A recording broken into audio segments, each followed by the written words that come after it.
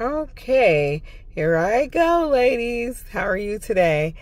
So I'm coming with the one word Wednesday for today, and that word is peace.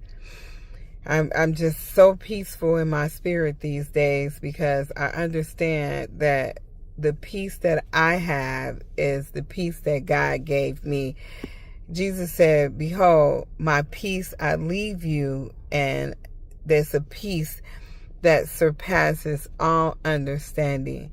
And I'm coming to you with the word peace today because everywhere I go, it seems to be unrest. And peace means rest and stillness and calmness. But some people, they don't really even like peace, unfortunately. They like chaos. They love confusion and commotion. And when it is not peaceful, they're happy. They are just so wound up in something to do about it.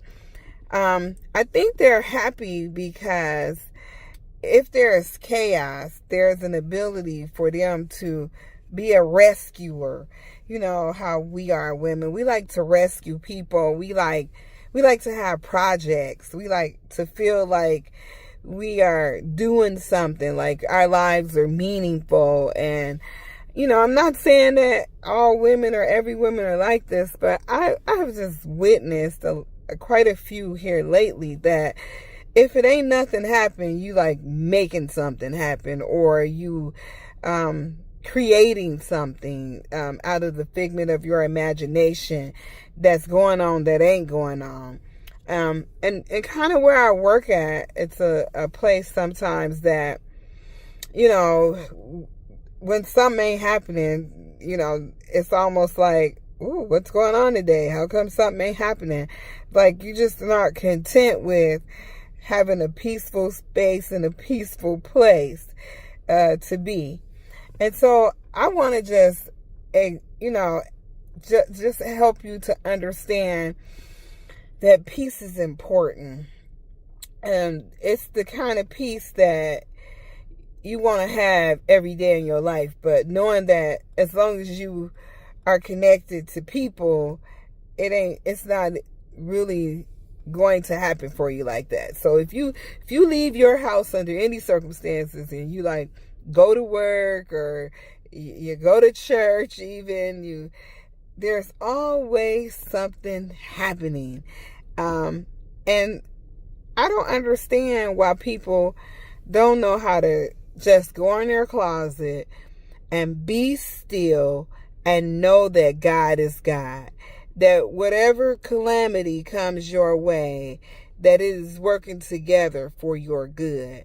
All things, whether they be good or bad, is working together for the good of those who love the Lord and who are called according to his purposes. Now, maybe you don't have a relationship with God, and maybe you don't love God. That's why I'm here. I really want to help you to build that solid relationship with you, yourself, and your God, so that you know that you don't have to be frazzled by everything that happens in this life. You don't have to be tossed to and fro by every wind and doctrine, but that you can stand still and know the salvation of the Lord, and let the peace of God rule in your heart. Everything we deal with, it's a heart matter. If we let the peace of God, it said, let the peace of God. And he says, my peace surpasses all understanding. Like, you are so calm and so laid back and so non-bothered by the things that are going around you. People don't understand how you can be so quiet and still when there is so much going on around you. But he said, my peace, I leave it with you. He left his peace with us. And it's the peace that's within us that will allow us to ignore the things that are externally bothering or trying to bother us. So if we just have the peace of God, and he said, be still and know that I am God. That be still means you don't move.